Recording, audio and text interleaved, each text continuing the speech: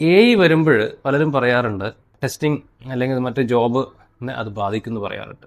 A I വന്നതുകൊണ്ട് നമുക്കൊരിക്കലും job പോകുന്നില്ല, ജോബ് അവിടെ തന്നെയുണ്ട്.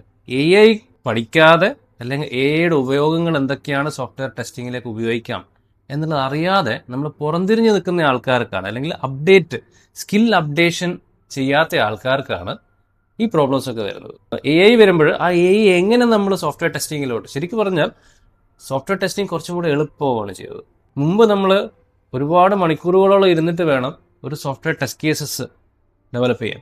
ഇപ്പം നമ്മൾ എന്താണ് ആവശ്യമെന്നുള്ളത് നമുക്ക് സ്റ്റോറീസ് അതിനകത്തോട്ട് കൊടുത്തു കഴിഞ്ഞാൽ എ ഐ തന്നെ നമുക്ക് പറഞ്ഞു തരും എന്തൊക്കെ നിങ്ങൾ ചെയ്യണം. അത് സ്റ്റെപ്പായിട്ട് നമുക്ക് അവിടെ കിട്ടുകയാണ്. അതിൽ നമ്മുടെ ബുദ്ധി വളരെ കുറച്ച് ഉപയോഗിച്ചാൽ മതി.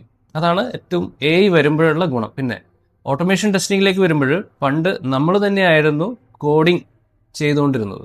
ഇപ്പോഴ് എന്താണോ നമ്മുടെ സിനാരിയോ, ആ സിനാരിയോ കൊടുത്തു കഴിഞ്ഞാൽ അതിന് കറസ്പോണ്ടിങ് ആയിട്ടുള്ള ടെസ്റ്റ് സ്ക്രിപ്റ്റ് നമുക്ക് ഓൺ ദി സ്പോട്ട് നമുക്ക് ജനറേറ്റ് ചെയ്ത് തരികയാണ്.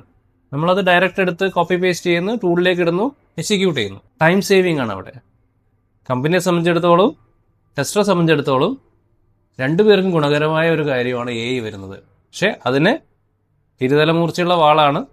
അതിനെ എങ്ങനെ ഉപയോഗിക്കണം എന്നുള്ളത് നമ്മൾ അറിഞ്ഞിരിക്കണം.